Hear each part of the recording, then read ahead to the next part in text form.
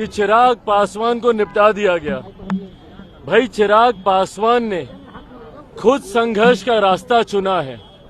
अगर मुझे बंगले का लालच होता या बंगला, मंत्रालय, यही मेरे लिए अगर लक्ष्य होता तो ईमानदारी की बात है भैया, जो रास्ता मैंने चुना उस रास्ते को मैं नहीं चुनता। मैं नतमस्तक होकर रहता इन तमाम शक्तियों के सामने और हर उस सुख सुविधाओं का, ऐशो आराम का मैं लाभ उठाता जो बदले में मुझे दी जानी थी।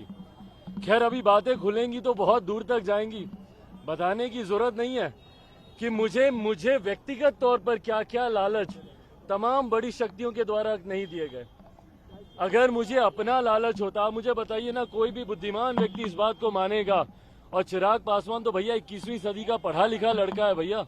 मुझे नहीं पता था कि जब मैंने 2020 में अकेले चुनाव लड़ने का फैसला किया तो मैं इस बात को जानता था कि आने वाले दिनों में मेरे सामने क्या क्या कठिनाइयां नहीं आएंगी। और ये बंगला तो भाई बहुत छोटी सी चीज है। मुझे अपने बंगले की चिंता नहीं है, मुझे उन लोगों के घर की चिंता है जिनके सर पर आज छत तक नहीं है।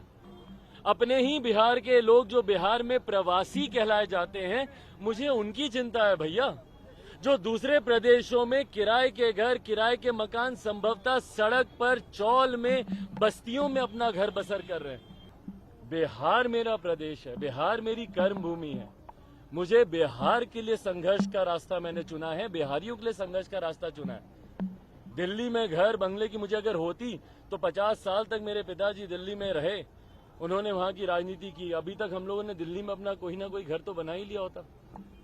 कम से कम खुशी है मुझे इस बात की कि लोगों को इस बात का तो पता चला, जो भ्रम फैलाते हैं कि भैया 50 साल आपके पिता मंत्री रहे।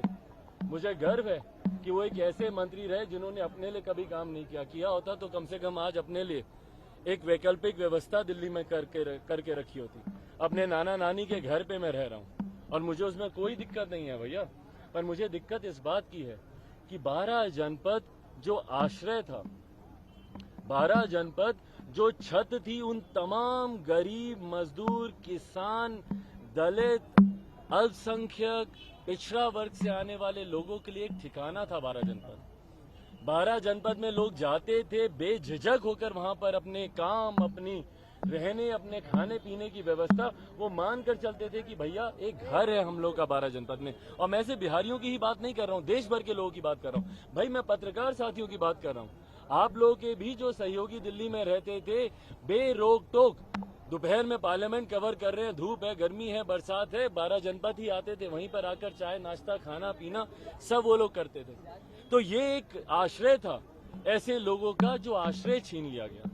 मुझे उससे भी दिक्कत नहीं है, पर जिस तरीके से छीना गया, अब जो मैं बात कह रहा हूं वो महत्वपूर्ण है। अब जो मैं बात कह रहा हूं वो महत्वपूर्ण है कि जिस तरीके से ये घर छीना गया। चिराग पासवान, मेरी माता जी रीना पासवान, मेरा परिवार में कौन लोग बचे हैं भैया? मेरी सिस्टर हैं, बच्चे हैं, मेरी एक बूढ़ी नानी है, कल देखा होगा किस तरीके से व्हीलचेयर से वो चल नहीं पाती, बोल नहीं पाती। जब हम लोग घर खाली करने के लिए तैयार थे तो उसके बाद इस तरीके से बेइज्जत करने की साजिश क्यों रची गई? आप मुझे बताएं, मैंने कभी कहा कि मुझे 12 जनपद हमेशा के लिए चाहिए?